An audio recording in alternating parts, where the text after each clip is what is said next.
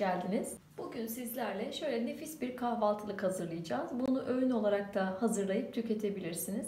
Hem besleyici, hem sağlıklı, hem lezzetli, hem de yapması oldukça pratik.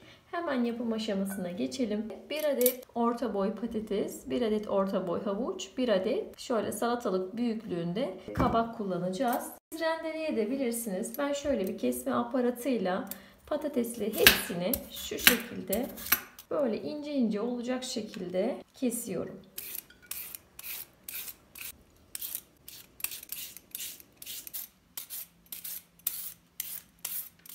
Sebzelerimizi hazırladıktan sonra 3 adet yumurtayı bütün bu malzemeyi alabilecek büyüklükte bir kaba kırıyorum. Yumurtanın üzerine 1 çay kaşığı tuz, 1 çay kaşığı acı pul biber. Ben acı tercih ediyorum. Biraz böyle acı olmasını seviyorum. Tatlı da kullanabilirsiniz siz. Yarım çay kaşığı karabiberi de ilave ediyorum ve iyice çırpıyorum. Çırpmış olduğum yumurtanın üzerine 2 dolu yemek kaşığı un ilave ediyorum. Homojen bir karışım oluncaya dek yeniden çırpıyorum. Karışımımın üzerine sebzelerimi ilave ediyorum. Rendelemiş olursanız suyunu sıkmayı ihmal etmeyin çünkü çok sulanacaktır. 5-6 dal ince kıyılmış maydanoz, difrize ince ince doğrayıp attığım kapya biberlerimi üzerine ilave ediyorum. Ve 2 tane çatal yardımıyla güzelce harmanlıyorum. Tavamızı ocağa aldık. Tavamın büyüklüğü 26 santimlik. Şöyle elimi üzerine koyayım. Siz o şekilde hayal edebilirsiniz. Bundan bir tık daha büyük bir tavada kullanabilirsiniz. Tavamıza 1 yemek kaşığı tereyağı aldık. 1 yemek kaşığı da sıvı yağ ilave ediyorum. Tavamın ve yağımın iyice ısınmasını sağlıyorum. Yağ biraz gözüme fazla geldi. Diğer tarafında kullanmak için şöyle bu yağın yarısını minicik bir kaba alıyorum.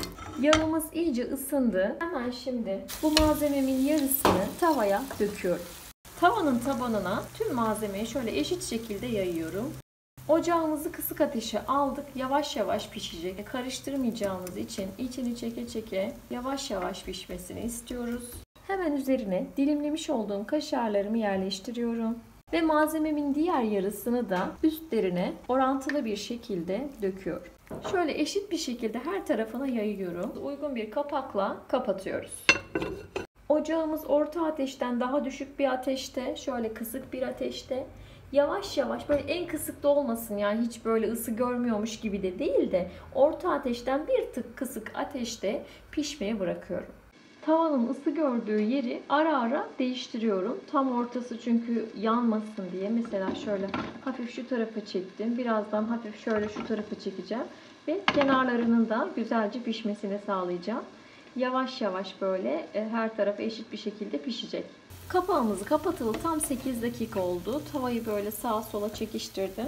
Altına pişti mi diye şöyle kenarlarından bakıyorum. Birkaç dakika daha pişebilir. Gayet güzel kızarıyor. Bakın hiç yapışmadı. O kadar güzel ki. Böyle bildiğiniz bir çörek gibi, tavada bir çörek yapar gibi. Şimdi yeniden kapağını kapatıyorum. Birkaç dakika daha pişecek.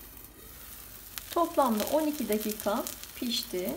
Şimdi uygun bir tepsi yardımıyla ters çevireceğiz. Tepsimi elime alıyorum. Bakın güzelce hemence kaydı. Tavamı böyle kapatıp ters çeviriyorum. Ayırdığım yağı kenarlarından altına bırakıyorum. Kapağımı kapatıyorum. Bu tarafını da 12 dakika pişirdim. Altını kontrol ediyorum. Altı da güzel bir şekilde pişmiş. Şöyle tavamı sallıyorum. Gayet güzel görünüyor. Diğer tarafını 14 dakika kadar pişirdim. Bakın şimdi sunum tahtamın üzerine alıyorum. Gerçekten çok nefis kokuyor. Şimdi hemen dilimleyip size göstermek istiyorum.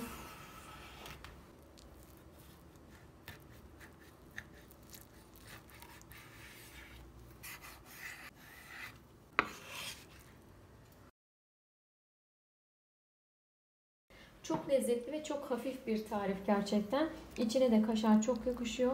Siz de bunu kahvaltılarınızda veya öğün olarak yapıp tüketebilirsiniz. Sebze ağırlıklı böyle güzel bir omlet gibi düşünebilirsiniz bunu. Tadı gerçekten enfes. Böyle tam doyurucu, sağlıklı. Böyle bunun yanına bir bardak çay. sizi oldukça doyurur. Oldukça lezzetli bir tarif. Böyle tavada yapılan böyle pratik lezzetleri ben çok seviyorum. Yapması basit oluyor ve oldukça lezzetli oluyor. Sıcacık bir şey olsa da hemen yesem doysam diye düşünürseniz bu tarifi deneyebilirsiniz. Beni izlediğiniz için çok teşekkür ederim. Kanalıma abone olup bana destek olmayı unutmayın lütfen. Kendinize çok iyi bakın. Hoşça kalın.